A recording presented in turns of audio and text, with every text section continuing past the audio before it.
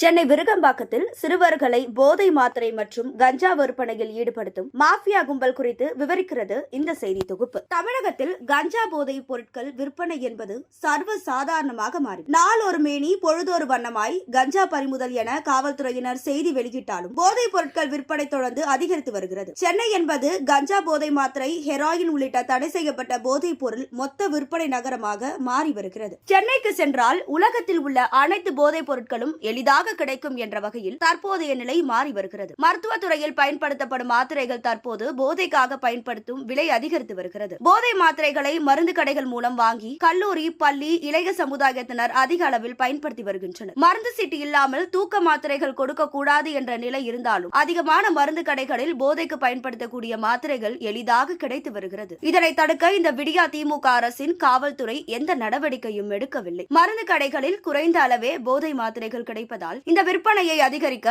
ஆந்திரா, தெலுங்கானாவை போதை மாத்திரை மாஃபியாக்கள் பயன்படுத்தி வருகின்றனர். தெலுங்கானா தலைநகர் ஹைதராபாத் உள்ளிட்ட முக்கிய நகரங்களில் இருந்து மருத்துவத்துறைக்கு பயன்படுத்தப்படும் போதை மாத்திரைகள் அதிக அளவில் சென்னைக்கு கடத்தி வரப்படுகின்றன. சென்னைக்கு கொண்டு வந்து பல்வேறு நகரங்களில் பள்ளி, கல்லூரி மாணவர்கள் மூலம் ஆங்காங்கே அவர்கள் மூளை செலவை செய்யப்பட்டு விற்பனை அதிகரிக்கப்படும். போதை மாத்திரைகள் விற்பனை செய்தால் சொகுசான வாழ்க்கை வாழலாம் என்ற அடிப்படையில் போதை மாத்திரைகளை மாணவர்கள் பயன்படுத்துவதோடு அதை விற்பனை செய்தும் வருகின்றனர். ஏற்கனவே சென்னை புளியாந்தோப்பில் ஆகாஷ் என்ற மாணவனும், சூளை பகுதியில் உள்ள ராகுல் என்ற 2ஆம் ஆண்டு கல்லூரி மாணவனும் போதை மாத்திரை பயன்படுத்தி உயிரிழந்தனர். மேலும் கே நகரில் கல்லூரி மாணவன் ஒருவன் போதை மாத்திரை பயன்படுத்தி கவலைக்கிடமான முறையில் மருத்துவமனையில் அனுமதிக்கப்பட்டிருக்கிறார். இந்த போதை மாத்திரை விற்பனை செய்ததில் 3 கல்லூரி மாணவர்கள் கைது செய்யப்பட்டிருக்கிறார்கள். இவர்கள் பயன்படுத்திய போதை மாத்திரைகள் தெலுங்கானா மாநிலத்தில் இருந்து கடத்தி வரப்பட்டு சென்னை எம்ஜிஆர் நகர் தலைமையிடமாக கொண்டு போதை மாத்திரை மாஃபியாக்கள் விற்பனை செய்து வருகின்றனர். சென்னை விருகம்பாக்க சட்டமன்ற தொகுதிக்கு உட்பட்ட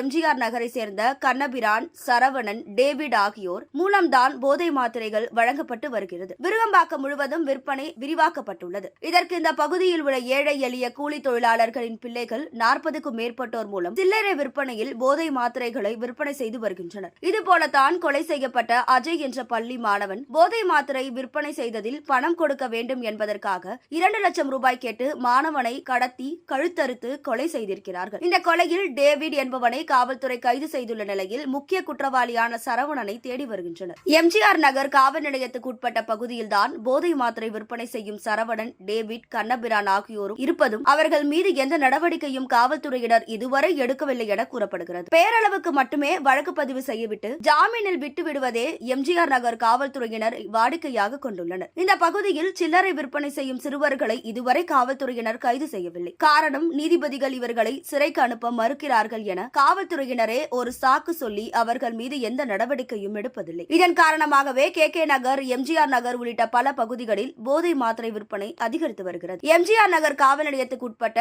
உதவி ஆணையர் முதல் 2ஆம் நிலை காவலர்கள் வரை போதை மாத்திரை மாஃபியாக்களிடம் லட்சக்கணக்கான ரூபாய் லஞ்சம் பெற்றுக்கொண்டு விற்பனைக்கு உறுதுணையாக இருப்பதாக பொதுமக்கள் குற்றம் சாட்டியுள்ளனர். கஞ்சா போதை மாத்திரைகள் விற்பனையை தடுக்காமல் 2.0 முதல் எத்தனை பாயிண்ட் வரை எத்தனை முயற்சிகள் செய்தாலும் போதைப் பொருட்கள் விற்பனையை தடுக்கின்றோம் என்ற பெயரில் விடியா திமுக அரசு நாடகம் நடத்துவதாக பொதுமக்கள் விமர்சித்துள்ளனர். ஏழை எளிய கூலி தொழிலாளிகளின் பிள்ளைகள் போதைக்கு அடிமையாகி இருப்பதை தான் இந்த விடியா திமுக அரசு விரும்புவதாக பொதுமக்கள் வேதனை தெரிவித்துள்ளனர். செய்திகளை உடனுக்குடன் தெரிந்து கொள்ள நமது அம்மா இணையதள தொலைக்காட்சியை சப்ஸ்கிரைப் செய்து அருகில் உள்ள பெல் ஐகானை